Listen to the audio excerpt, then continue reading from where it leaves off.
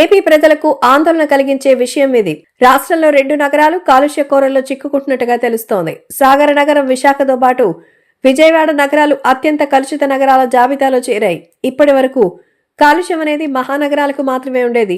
ఢిల్లీ, హైదరాబాద్, బెంగళూరు, ముంబై నగరాలను కాలుష్యం వేధించేది. వారి సరసన మన రాష్ట్రానికి చెందిన 2 నగరాలు చేరడం ఆందోళన కలిగిస్తోంది. తాజాగా విడుదలైన centre for research and energy and clean air నివేదిక విడుదలైంది. గత ఏడాది సెప్టెంబర్ వరకు జరిగిన అధ్యయనంలో ఈ విషయం తేలింది. ఈ విషతుల్యమైన గాలి కారణంగా 7% అకాల మరణాలు సంభవిస్తాయని నిపుణులు హెచ్చరిస్తున్నారు.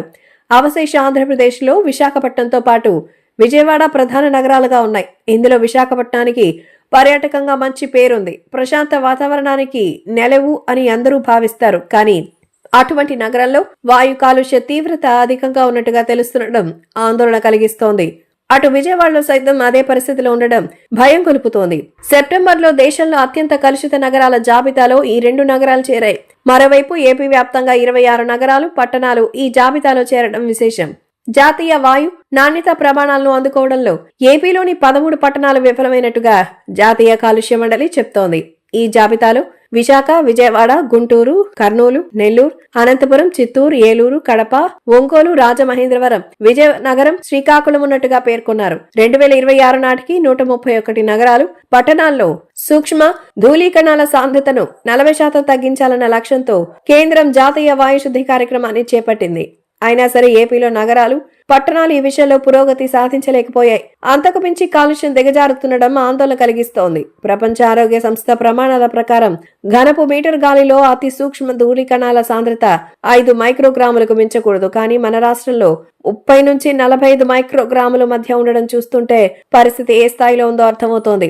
అయితే కాలుష్య ప్రభావిత ప్రాంతాల్లో ప్రతి మనిషిపై ప్రభావం విపరీతంగా చూపిస్తోంది. 2 సిగరెట్లు తాగితే ఎలాంటి ఆరోగ్య సమస్యలు ఎదురవుతాయో అలాంటి పరిస్థితి ఉందని తాజా అధ్యయనంలో అయితే తెలుపుతోంది. వాస్తవానికి సూక్ష్మ ధూళికణాల సాంద్రత 15 మైక్రోగ్రాములకు మించకూడదు. కానీ రాష్ట్రంలో ఇది 4-5 రెట్లు ఎక్కువగా ఉండడం గమనార్హం. ముఖ్యంగా విశాఖతో పాటు విజయవాడలో ఉండే జనంలో సగభాగం కాలుష్యం బారిన పడుతున్నట్టుగా తెలుస్తోంది. దీని కారణంగా శ్వాసకోశ సంబంధిత వ్యాధులు ఎక్కువగా అవుతోంది. అయితే ఈ 2 నగరాల్లో పరిశ్రమలు పెరుగుతోంది. అదే సమయంలో నదులు, సముద్రాలు కూడా ఉన్నాయి. అందుకే కాలుష్యత పెరుగుతోంది. మరోవైపు మానవ తప్పిదాల కారణంగా కాలుష్య కారకాలు కూడా పెరుగుతోంది. దీనిని నివారించాల్సినటువంటి అవసరం ప్రభుత్వంతో పాటు స్థానిక సంస్థలపై ఉంది. ముఖ్యంగా సామాజిక బాధ్యత పెరిగేలా అవగాహన కార్యక్రమాలు మరింత పెంచాలి. అప్పుడే సత్ఫలితాలు వస్తాయి. కాలుష్యం తగ్గి సాధారణ స్థితికి చేరుకునే అవకాశం ఉంటుంది.